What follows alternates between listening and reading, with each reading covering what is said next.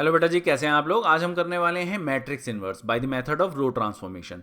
तो सबसे पहले स्टेप्स जो है वो बता देता हूं कि कैसे कैसे स्टेप हमने लेने होते हैं। यहाँ पर सबसे पहले जो है वो आपको फर्स्ट रो फर्स्ट कॉलम को यहाँ पर 1 बनाना होता है। ये आपका सबसे पहला स्टेप होगा। ये जो पहला स्टेप है इसमें आप बाकी जो हैं उन नंबर्स का कोई ध्यान मत दो, सिर्फ ध्यान दो कि आपके पास फर्स्ट रो फर्स्ट कॉलम जो है वो 1 बन जाना चाहिए।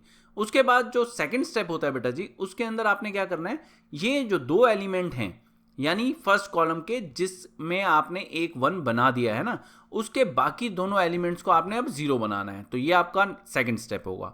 उसके बाद थर्ड स्टेप में आपने क्या करना है, उसके बाद आपने आ जाना है अगले वाले कॉलम में। इस वाले कॉलम में आपने क्या करना है, ये जो आपके पास एलिमेंट होता है इस एलिमेंट को आपने 1 बनाना है। ये जो है ये 1 बनाने के बाद अब आपके पास इस कॉलम के अंदर दो जो एलिमेंट बाकी रहेंगे ना, इनको आपने 0 बनाना होगा। तो एक एक करके आपने अगर ये स्टेप सीख लिए ना तो बस फिर इतनी ज़्यादा प्रॉब्लम रहती नहीं बच्चे। नेक्स्ट आपका स्टेप होता है कि आपने इस वाले एलिमेंट को अब आपने 1 बनाना है। जो आपके पास यूनिट मैट्रिक्स यानी कि आपकी आइडेंटिटी मैट्रिक्स होती है उसको आप जानते हैं, और वो ही स्टेप बाय स्टेप हमने किस तरह से वहाँ पर प्रोसीड करके वहाँ तक पहुँचना है वही बता रहा हूँ बेटा। अब जब आपने इसको 1 बना लिया है तो नेक्स्ट स्टेप में आपने इन दोनों एलिमेंट्स को वहाँ पर 0 बनाना होता है। और जब आप ये कर चुके होते हैं तो आपके पास साथ साथ में जो दूसरी मैट्रिक्स वहां पर टर्न हो रही होती है, जो कि पहले वहां पर आइडेंटिटी मैट्रिक्स थी ना, वो आपको ए इनवर्स दे देती है। मैं प्रोसीजरली समझाता हूं, टेंशन मत लो। मेन क्या है कि आपने शुरुआत जो करनी होती है वो इस इक्वेशन से करनी होती है, ए इज इक्वल टू आई ए। ए आपके पास गिवन मैट्रिक्स होती है, आई आइडेंटिटी मैट्रिक्स होती है। और आइडेंटिटी मैट्रिक्स को हम किसी से मल्टीप्लाई अगर करते हैं तो उसमें कोई चेंज नहीं आता, ये आपको पता होना चाहिए बच्चे। अब अगर मान लो हम ए इनवर्स से पूरी इक्वेशन को मल्टीप्लाई कर देते हैं, हम यहाँ पर जो इनवर्स हमारा मेथड है उसमें तो नहीं करने वाले, लेकिन आपको पता होना चाहिए कि ये इक्वेशन कैसे काम करती है। अब अगर मान लो हमने ए इनवर्स से मल्टीप्लाई कर दिया तो आप देखेंगे कि लेफ्ट हैंड साइड में आपके पास ये मल्टीप्लाई होकर आपको आइडेंटिटी मैट्रिक्स दे देता है। और यहाँ पर आइडेंटिटी मैट्रिक्स अगर ए इनवर्स के साथ में मल्टीप्लाई होगी तो आपको क्या मिलेगा, सीधी सी बात है ए इनवर्स, क्योंकि आइडेंटिटी मैट्रिक्स जो है वो 1 की तरह होती है। अगर हम मल्टीप्लाई करेंगे तो वो मेन जो भी हमारे पास मैट्रिक्स है उसको चेंज नहीं करती। अब ये जो हमारे पास 3 इक्वेशन होती हैं, इन 3 इक्वेशन को हम किस तरह से यूज करते हैं इसकी बात। लेकिन अभी आपको ये तो मैंने बताया ही नहीं कि वहां पर रो ट्रांसफॉर्मेशन जो है उसमें हम क्या क्या कर सकते हैं, मतलब हमारे पास एलिमेंट्री रो ट्रांसफॉर्मेशन में क्या क्या चीजें अलाउड हैं। तो अब एक एक करके हम ऑपरेशन लेते हैं। सिर्फ 3 ऑपरेशन आपको अलाउड है, आप 3 चीजें वहां पर कर सकते हो। तो इसको हटा देते हैं। अब जरा हम एक मैट्रिक्स लेते हैं और इस मैट्रिक्स के अंदर समझते हैं कि सबसे पहले हम क्या कर सकते हैं। इस मैट्रिक्स में हमारे पास 3 रो है बेटा, 1 2 3। अब ये जो 3 रो है ना, इनमें से कोई सी भी 2 रो जो हैं उनको हम वहां पर स्वैप करवा सकते हैं। स्वैपिंग का मतलब सिंपल होता है कि वहां पर पोजीशन में चेंज आ जाएगा उनके। मान लो हम जो है वो R1 और R2 के अंदर स्वैपिंग करवाते हैं। अब R1 और R2 के अंदर स्वैपिंग करवाने का मतलब होता है कि अब हमारी जो रो 1 है ना वो रो 2 बन जाएगी, जो रो 2 है वो हमारी रो 1 बन जाएगी। ठीक है, तो हमारे पास जो है वो 1 जो है वो हमारे पास 4 की जगह आ गया, 2 जो है वो 5 की जगह चला गया और 3 जो है वो 6 की जगह। क्लियर? तो सारे एलिमेंट्स वहां पर चेंज हो जाते हैं। और स्वैपिंग ऐसा नहीं होता कि आप एक ही बार करवा सकते हैं या वहां आपको रो 1 और रो 2 में करवानी है, आप कुछ भी करवा सकते हैं। आपने रो 2 और रो 3 में करवानी है तो आप करवा लो। अब आपके पास रो 2 ये है, रो 3 ये है, तो अब इसमें स्वैपिंग करवाओगे तो ऑब्वियस है जो आपके पास 7 वाली रो है वो ऊपर चली जाएगी और 1 वाली रो जो है वो नीचे आ जाएगी। तो इस तरह से हम देखते हैं कि हमारे पास एक ऑपरेशन क्या है, स्वैपिंग का। ठीक है जी। अब उसके बाद जो नेक्स्ट ऑपरेशन है उसकी बात करते हैं। नेक्स्ट ऑपरेशन क्या होता है कि हम कोई भी हमारे पास एक रो है उसको हम किसी भी नंबर से मल्टीप्लाई करवा सकते हैं। मान लो सेम हम ले लेते हैं मैट्रिक्स और हम जो है वो वहां पर रो 1 को 5 से वहां पर मल्टीप्लाई करवाते हैं, तो रो 1 के सारे एलिमेंट्स वहां पर 5 से मल्टीप्लाई हो जाएंगे। 1 2 3 थे, अब आप देखेंगे कि हमारे पास वहां पर 5 10 15 आ गए। तो ये ऑपरेशन जो है ये भी अलाउड होता है। और अगर मान लो हमारे पास जैसे ये करवाया वैसे ही आपको बता दूं मैं कि वहां पर हमारे पास अगर रो 2 है उसको 3 से करवाना है तो वो हम रो 2 को 3 से करवा सकते हैं, उससे कोई फर्क नहीं पड़ने वाला। मतलब जरूरी नहीं है कि एक रो को करवाओ या 2 रो को करवाओ, आप कुछ भी करवा सकते हो। अब अगर मान लो हमने यही वाली चीज जो है वो ली और इसके अंदर ये वाला ऑपरेशन जो है वो करवाया, तो अगर मान लो हमने 3 से मल्टीप्लाई करवाया तो 3 से हो जाएगा। रो 2 को रो 3 को किसी को भी करवा सकते हो। ठीक है। और अब जो हमारा तीसरा ऑपरेशन वहां पर अलाउड है वो कौन सा है। तीसरे ऑपरेशन में मान लो हमारे पास मैट्रिक्स हम वही ले लेते हैं। अब इस मैट्रिक्स के अंदर जो है वो हम एक रो को किसी नंबर से मल्टीप्लाई करके किसी दूसरी रो में ऐड करें, तो ये भी अलाउड है। मतलब अगर मान लो हमने यहाँ पर सिंपल, पहले तो R2 और R1 को मैं प्लस करके बता देता हूँ कि हम किसी से मल्टीप्लाई नहीं करवा रहे, मान लो 1 नंबर हम ले रहे हैं सिंपल, तो R2 प्लस R1 करवाने हैं, तो ये अलाउड होता है। तो ऐसे में हमारे पास R2 जो है वो अब चेंज क्या आ जाएगा, जो भी हमारे पास R1 के एलिमेंट्स हैं वो सारे के सारे R2 के अंदर जो है वो प्लस हो जाएंगे। तो हम देखते हैं 1 के अंदर 4 प्लस होकर 5 दे रहा है, 2 5 7, 3 और 6 9, तो हमारे पास R2 चेंज हो गई। बस ध्यान रखना है कि जो वहाँ पर रो चेंज हो रही है ना, सिर्फ उसी को चेंज करोगे। ऐसे नहीं है कि R2 को R2 प्लस 1 लिखा और इसको भी चेंज कर दो, ये एक मिस्टेक होती है जो कई बच्चे कर जाते हैं, तो वो मत करना बच्चे। अब ये तो मैंने सीधा सीधा एक वहाँ पर आपको दिखाया कि एक रो में आप दूसरी रो को ऐड कर सकते हो, और जैसा मैं पहले बता रहा था कि एक रो के अंदर मान लो दूसरी रो हमने डायरेक्ट ऐड नहीं करनी, हमने उस रो को पहले किसी से मल्टीप्लाई करना है और फिर ऐड करवानी है, तो वो भी किया जा सकता है, ठीक है। तो अब ऐसे में अगर मान लो हमने R2 है, R2 को पहले 2 से मल्टीप्लाई किया और फिर R3 में ऐड किया, तो ये भी हो सकता है।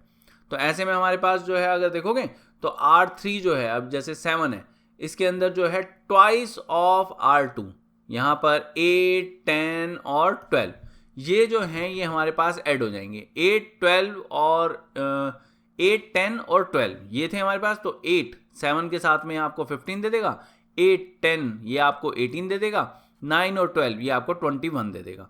तो इस तरह से हमारे पास 3 ऑपरेशन ऐसे होते हैं बच्चे जो अलाउड हैं।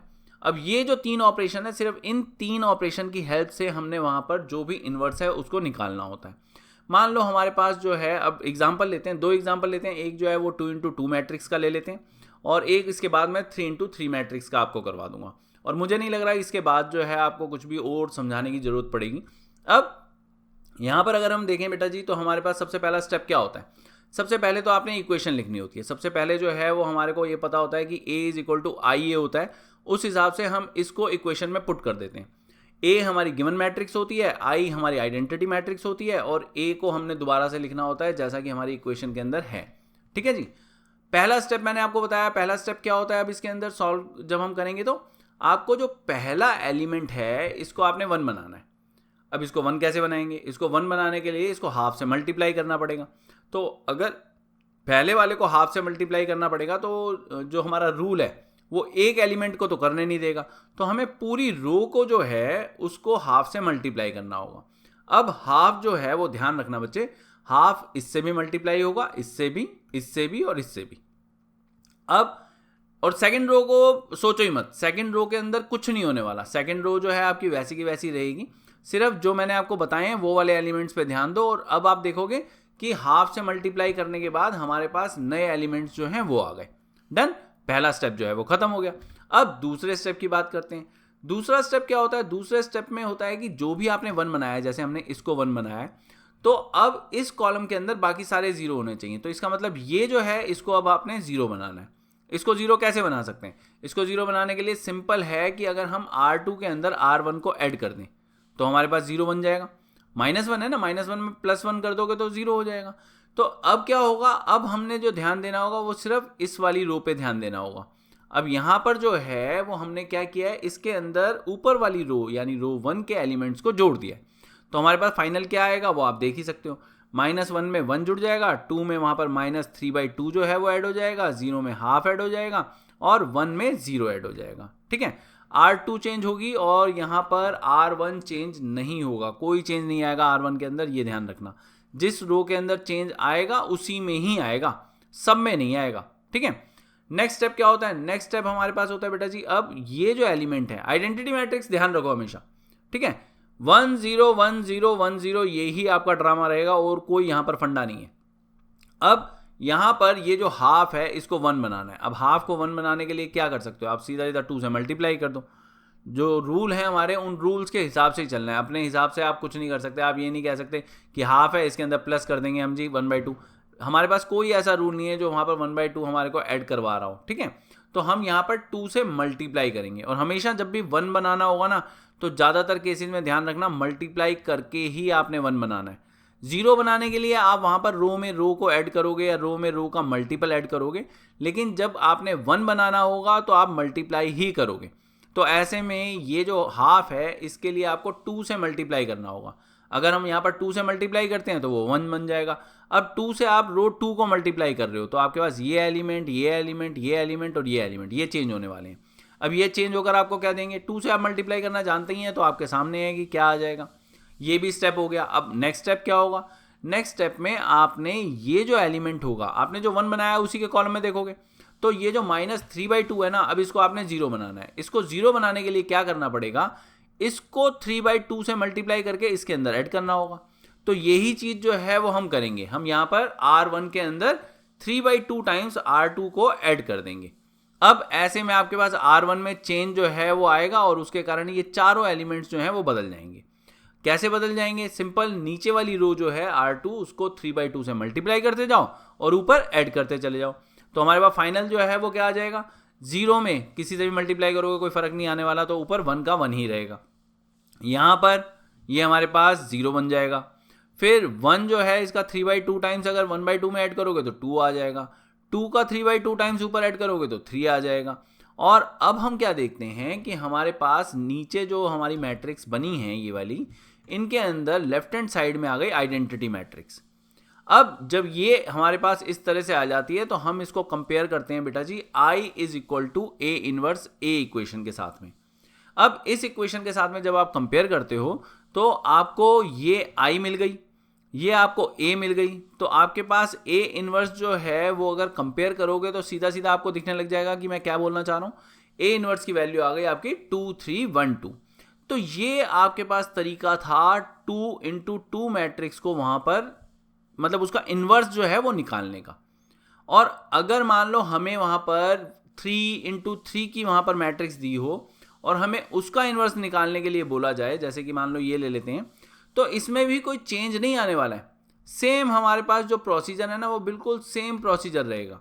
अगर सबसे पहले हमने देखा था 2 × 2 में हमने क्या किया था, हमने इक्वेशन ली थी, तो यहां पर भी आप इक्वेशन लोगे, इक्वेशन के अंदर जस्ट वैल्यूज पुट कर दोगे, जो भी गिवन आपकी मैट्रिक्स होती है उसको आप A लेट कर लेते हो, आइडेंटिटी मैट्रिक्स जो है वो आपको पता होती है।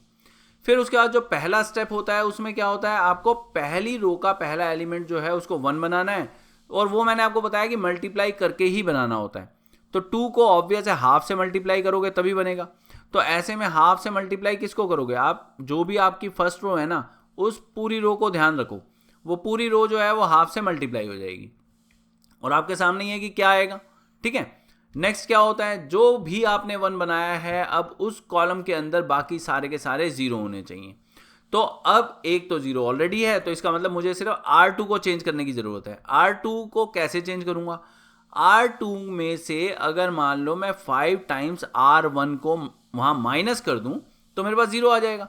तो यही ऑपरेशन जो है सोचना होता है हमने, और कुछ भी नहीं है। तो R2 में 5 टाइम्स जो है उसको माइनस कर देंगे, तो अब हमारे पास R2 जो है वो चेंज होने वाला है, बाकी सब कुछ वैसे का वैसा रहेगा, सिर्फ R2 जो है उसमें आप चेंज को देख सकते हो। सिंपल मैंने क्या किया है, R1 के एलिमेंट्स को 5 से मल्टीप्लाई किया और फिर जो भी हमारे पास आया R2 में से वो सब्ट्रैक्ट कर दिया।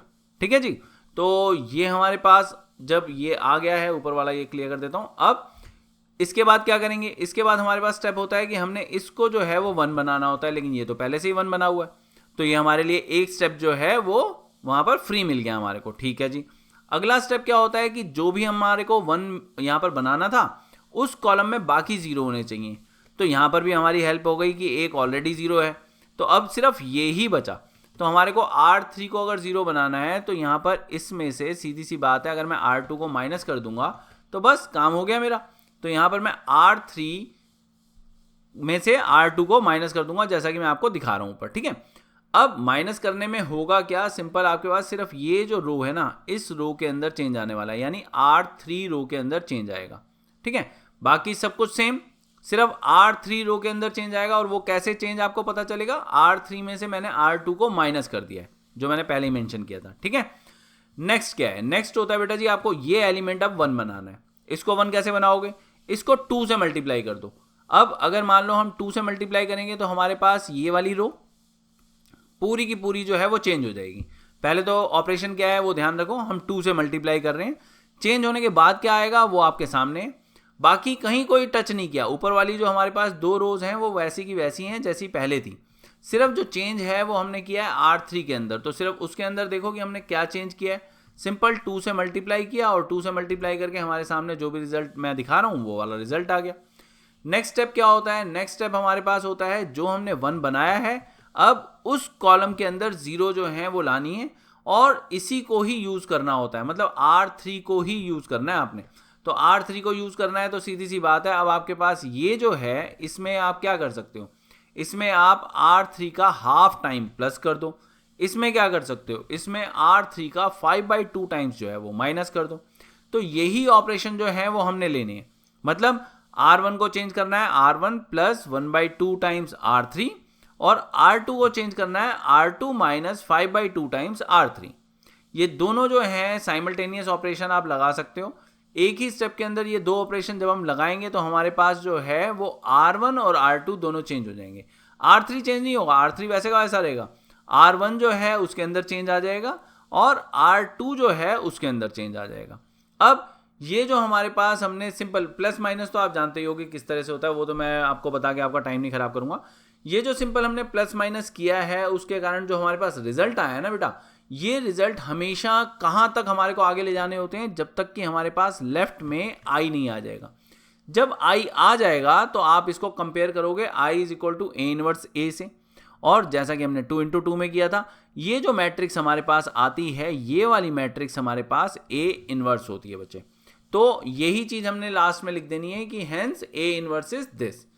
तो इसी के साथ में पूरा मेथड जो है वो खत्म होता है बेटा जी हमारा, और इसके अलावा कुछ भी नहीं है। जस्ट जो मैंने स्टेप्स आपको बताए ना, ये ही स्टेप्स होते हैं टोटल, कोई सी भी मैट्रिक्स हो। और इनफैक्ट सिर्फ 2 into 2 या 3 into 3 नहीं, जब आप इंजीनियरिंग में जाएंगे आपके पास अगर 4 into 4 भी आती है तो भी उसमें कोई फर्क नहीं आता, ठीक है।